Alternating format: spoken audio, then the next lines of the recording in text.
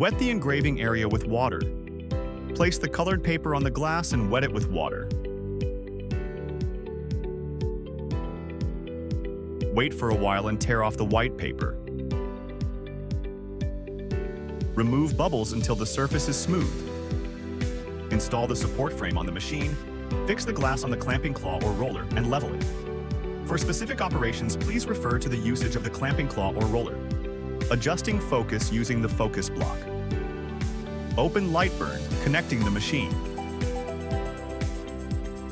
Click Rotation Settings. Choose Chuck, Open. Enable Rotary and mirror output to rotary. Set 119 millimeters per revolution. Fill in the object diameter according to the actual diameter of the engraved object. Import or draw engraving patterns. Set engraving parameters.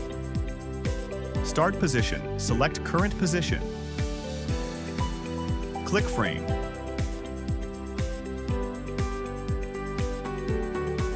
Click Start.